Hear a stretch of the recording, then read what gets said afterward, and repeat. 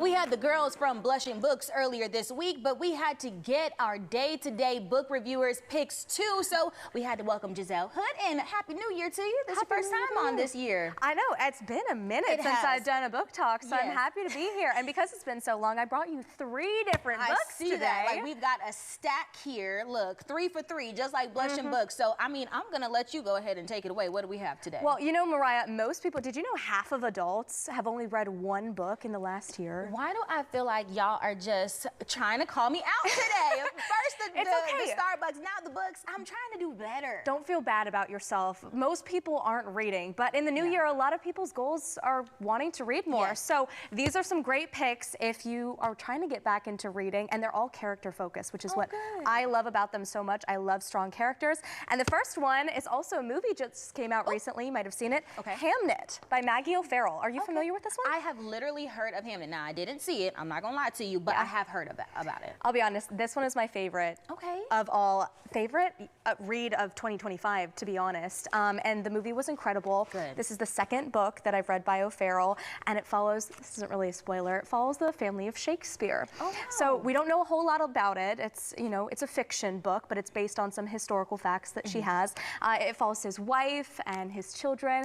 He has a really tragic event that happens in his life that changes him forever and may or may not influence some of his later plays in life. Oh my goodness, well that definitely sounds good. And you said there's a movie to go along with it. So I always ask, the book better than the movie?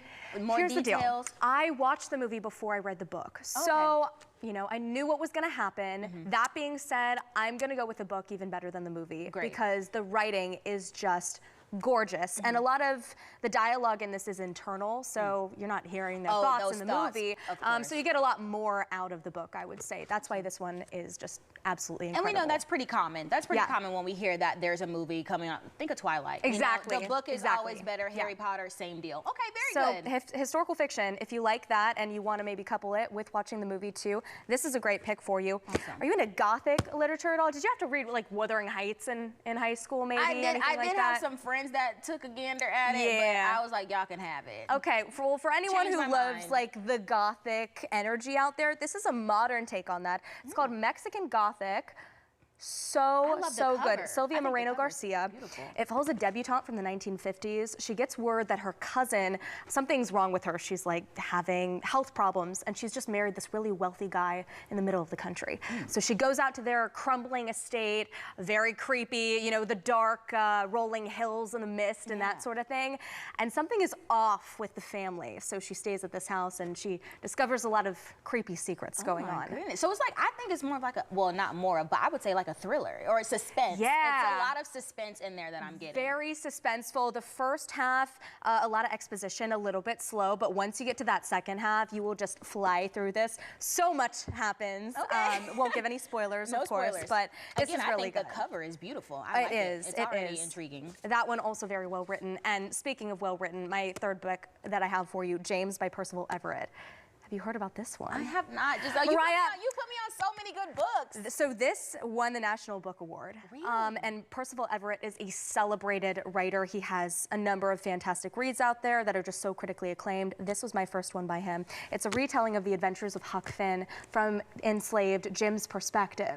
So it retells his character. It sets him up as this very educated, smart, cunning man, and it follows his travels with Huck Finn, if you've read that classic novel.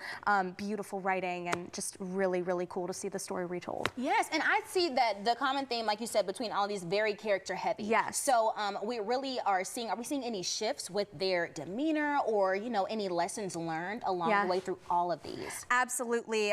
With Hamnet, I think we really see the journey that Shakespeare goes through. Now, what's interesting is he's never named in the book. In the movie, he is named at the very end, but it can be inferred that it's about Shakespeare and his family because Hamlet. But we see, you know, the family event that I won't name that happens in his life that completely transforms him. It influences his creativity once he starts making plays in London. So that's a huge thing. I want to take a, you grab this. Look at how many sticky tabs I have on the side too. That's why I wanted to see. I see you've got things underlined in here, key points, and that's why I love when you come on here because trust me, y'all, Giselle is not just giving us a book review. Homegirl is putting in the work. So please take her word for it. We're always going to have these up on on our Book Talk with Giselle tab under our day-to-day page. So do yourself the favor and go check it out. I always try and give you an analysis because that's what I love, is kind of decoding the little nuances and things that you can get out of books. So, I mean, you're talking about character development. Same thing with Mexican Gothic and James. James, it's a retelling of such a classic story, and I think whatever it does is he just puts a beautiful spin on it, showing, you know, a perspective that we didn't get to see in Mark Twain's original book from the slave's perspective at this time.